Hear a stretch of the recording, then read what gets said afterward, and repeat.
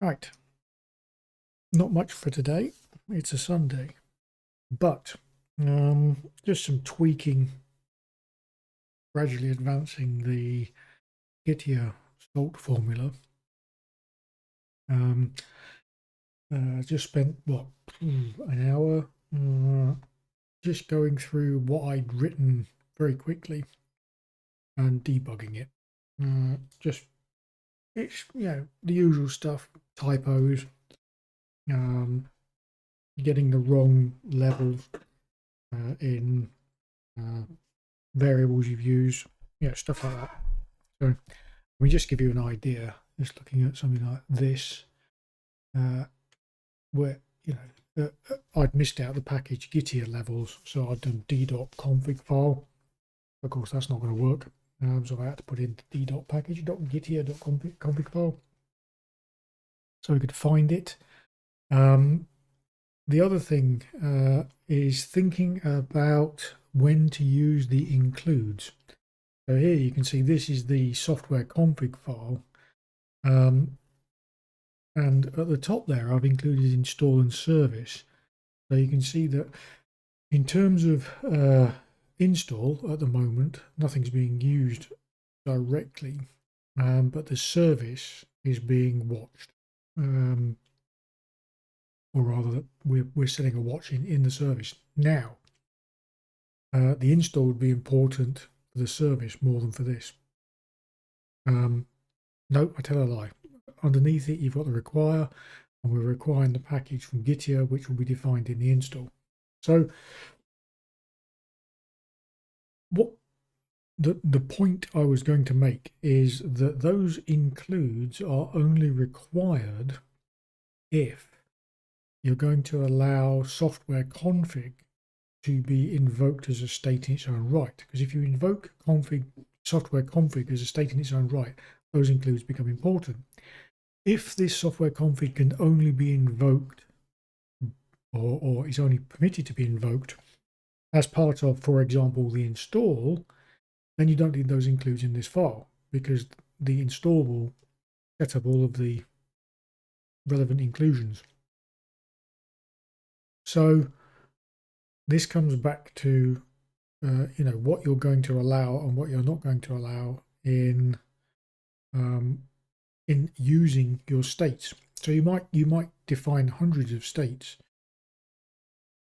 Probably not, but you're going to create dozens of states as part of your formula, but you'll only allow, or you'll only configure a certain number of states as being your, if you like, your interface states, the ones that you're expecting to be invoked. The others are, let's call them internal states. You don't expect them to be invoked, in which case you don't need to be as careful about the inclusions, because they, you only need those inclusions if the state is going to be run as a standalone. Now, it's reasonable to assume that the software configuration state might very well be run alone. I would have thought it's a fairly common thing to change a configuration as part of your requirement, in which case it's reasonable. The watch is reasonable because you want to restart the Gitia service in the event that you change the Gitia configuration file. The requirement of the package is really more about making sure that if somebody ran the config without first doing the install, then obviously you want to provoke that, you want to install it. So that's really an order of events issue. If you normally expect that people are going to do the Gitia install, then the chances are that install, service, and config will all be run anyway. That's a natural order of events. You do the Gitia install, the configuration, and then you start the service. So that's a fairly natural series of events.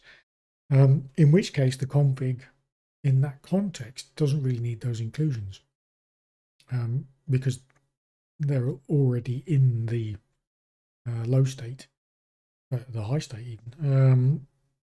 by virtue of being included by the install.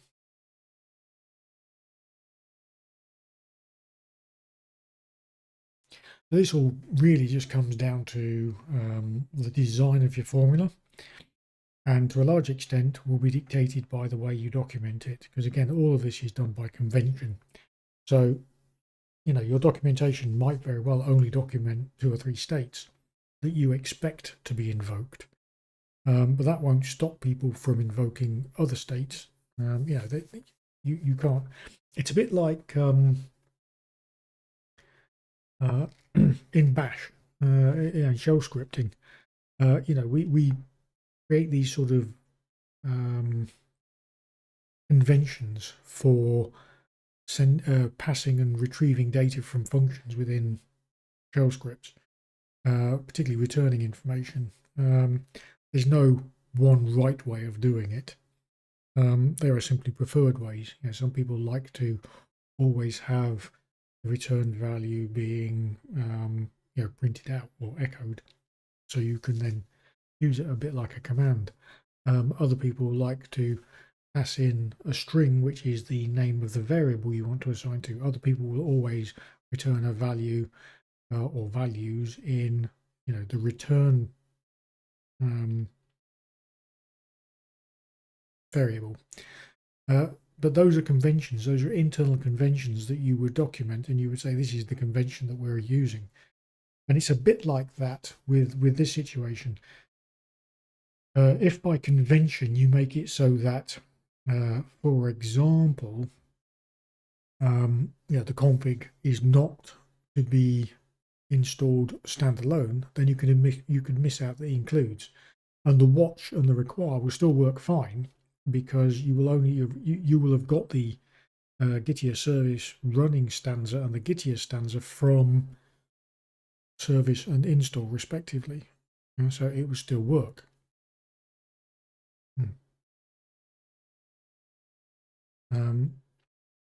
I mean, another way of looking at this is that doing it this way, it gives you a safety net. You know, you don't need to worry too much about it.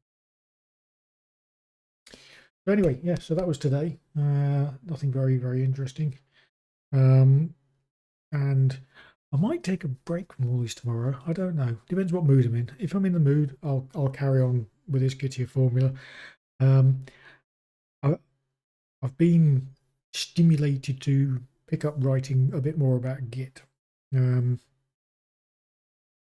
want to finish the chapter on basic Git usage. The Gitea, I'm fairly happy with the Git internals so far. The Git basic usage, which is really the sort of the